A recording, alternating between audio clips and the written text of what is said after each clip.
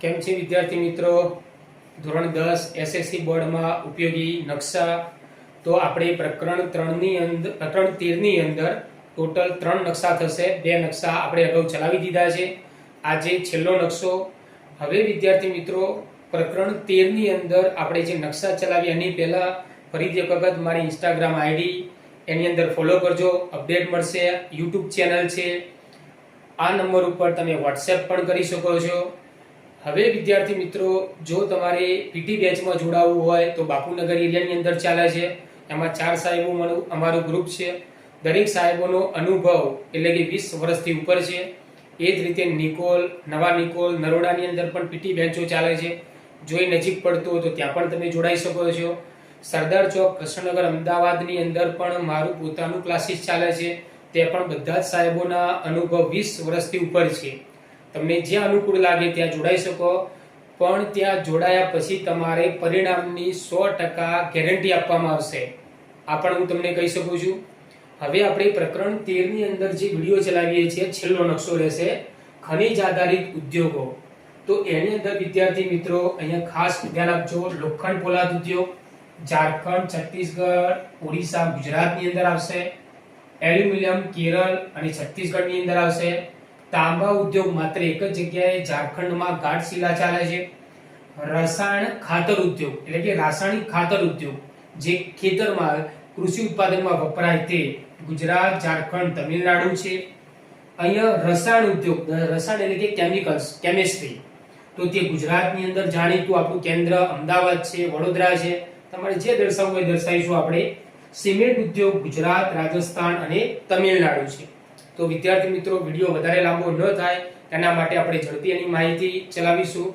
તો આપણા વિડીયો ચલાવતી એટલે કે નકશો તમે જોતા પહેલા વિદ્યાર્થી મિત્રો ખાસ નકશાની શીટની અંદર જે કેન્દ્રોના નામ, રાજ્ય તો ખરું, કેન્દ્રોના નામ આવે એ પણ તમે નોંધ કરજો, એની પ્રેક્ટિસ કરજો જેથી કામમાં આવશે. તો સૌથી પહેલા આપણે લોખંડ પોલાદ ઉદ્યોગ વિદ્યાર્થી મિત્રો ઝારખંડની અંદર જમશેદપુર, નોંધ કરતા રહેજો. ઝારખંડની અંદર જમશેદપુર, છત્તીસગઢની અંદર ભિલાઈ આવશે લોખંડ પોલાદ ઉદ્યોગની અંદર. ઓરિસ્સાની અંદર રાઉરકેલા આવશે. આમ તો બીજા ઘણા બધા રાજ્યો છે, પણ આપણા 3 રાજ્યોમાં નજીક તમને ભૂલ ના પડે એટલા માટે ઝારખંડ, છત્તીસગઢ અને ઓરિસ્સા. એ જ રીતે ગુજરાતની અંદર આપણે અહીંયા ધ્યાન આપજો વિદ્યાર્થી મિત્રો, દર્શાવીશું હજીરા મિની સ્ટીલ પ્લાન્ટ છે ગુજરાતની અંદર અહીંયા. એ જ રીતે હવે આપણે એલ્યુમિનિયમ ઉદ્યોગ ચલાવીશું. તો એલ્યુમિનિયમ ઉદ્યોગ માટે અહીંયા આવશે આપણે છત્તીસગઢ. એ જ રીતે આપણે કેરળની અંદર પણ એલ્યુમિનિયમ ઉદ્યોગની માહિતી આપીશું તમને, કેરળની અંદર. એ જ રીતે તાંબા ગાળણ ઉદ્યોગ જે છે, તો તાંબા ગાળણ ઉદ્યોગની અંદર ખાસ એક જ કેન્દ્ર ઝારખંડની અંદર ઘાટશિલા છે. ફરીથી વિદ્યાર્થી મિત્રો, ઝારખંડની અંદર ઘાટશિલા એક જ જગ્યાએ તાંબા ગાળણનું ઉત્પાદન થાય છે. હવે રાસાયણિક ખાતર ઉદ્યોગ. તો રાસાયણિક ખાતર ઉદ્યોગની અંદર અહીંયા ઝારખંડની અંદર સિંદરી જે bio fertilizer corporation of India અહીંયા આવશે. ગુજરાતની અંદર તમારે નોંધ કરવી હોય તો લખજો અહીંયા કલોલ ની અંદર પણ ખાતર ઉદ્યોગ થાય છે. કલોલ ખાસ યાદ રાખજો. એ જ રીતે આપણે ગુજરાતની અંદર અહીંયા તમે ભરૂચમાં પણ દર્શાવી શકો છો ખાતર ઉદ્યોગ. હવે વિદ્યાર્થી મિત્રો, ખાતર ઉદ્યોગની અંદર તમિલનાડુની અંદર પણ અહીંયા આપણે દર્શાવી શકીએ છીએ રાણીપેટ ખાતર ઉદ્યોગનું કારખાનું. હવે આવશે રસાયણ ઉદ્યોગ.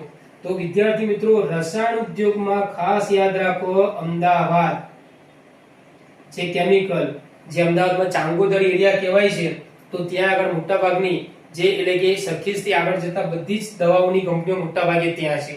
એ સિવાય નીચેના ભાગમાં વડોદરામાં પણ તમે દર્શાવી શકો છો. હવે વિદ્યાર્થી મિત્રો, સિમેન્ટ ઉદ્યોગ. સિમેન્ટ ઉદ્યોગની અંદર ખાસ યાદ રાખજો ગુજરાતની અંદર અહીંયા તમે દ્વારકા અથવા જામનગર એનું નામ ધ્યાન આપજો. સિક્કા, અહીંયા સિક્કા લખશો સિમેન્ટ ઉદ્યોગ માટે તો ચાલી જશે ગુજરાતમાં આ ભાગની અંદર. દ્વારકા લખશો તો પણ અહીંયા વાંધો આવશે નહીં.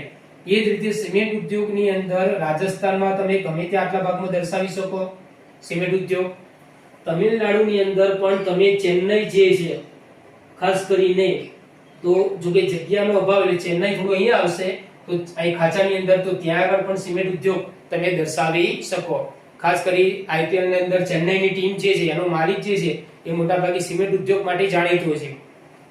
તો વિદ્યાર્થી મિત્રો અહીંયા ફરીથી એક વખત જાણ કરતું તમને, લોખંડ પોલાદ ઉદ્યોગ, એલ્યુમિનિયમ ઉદ્યોગ, તાંબા ગરમ ઉદ્યોગ, રાસાયણિક ખાતર ઉદ્યોગ તેમજ આપણે રસાયણ ઉદ્યોગ એટલે કે કેમિકલ, દવાઓ અને સિમેન્ટ ઉદ્યોગની અહીંયા માહિતી આપી.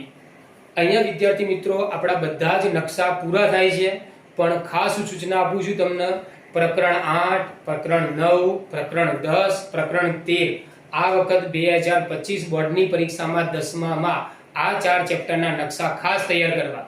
અને જો વધારે તમારે નકશાની હજુ પણ બીજા ચેપ્ટરોની માહિતી જોઈતી હોય, તમારે કોઈ IMP જોઈતું હોય તો ઇન્સ્ટાગ્રામની અંદર જે શરૂઆતના વિડીયોમાં મેં તમને આઈડી આપી હતી એમાં ફોલો કરજો. એમાં તમે મને એટલે કે મેસેજ કરી શકો છો. આ નંબર ઉપર WhatsApp કરજો. એમાં પણ હું તમને અગત્યની જરૂર હોય તો પ્રકરણ પ્રમાણે સેક્શન A, B, C અને D કયા પ્રકરણો કરવા તો વધારે સારા માર્ક્સ આવી શકે. જે વિદ્યાર્થીઓ થોડા ભણવામાં નબળા છે તો એ વિદ્યાર્થીઓને વધારે સારા ટકા લાવવા માટે શું કરવું? જે હોશિયાર વિદ્યાર્થીઓ છે એમને 95 અપ જવું છે તો એના માટે શું કરવું? કયા પ્રકરણોના કયા પ્રશ્નો તૈયાર કરવા? તો એનું પણ તમને હું IMP આપીશ. તો એના માટે ફરીથી ઇન્સ્ટાગ્રામ આઈડી અહીંયા WhatsApp ઉપર તમે મને મેસેજ કરી શકો છો. ફરીથી અહીંયા વિડીયો પૂરો થાય એની પહેલા મારું નામ ખાસ યાદ રાખજો, વિનોદ પ્રજાપતિ, VP સર તરીકે જાણીતો છું અને કેટલાક લોકો દલવાડી સર તરીકે પણ મને ઓળખે છે. તો અહીંયા વિદ્યાર્થી મિત્રો સંપૂર્ણ નકશા પૂરા થયા. આવજો. ધન્યવાદ.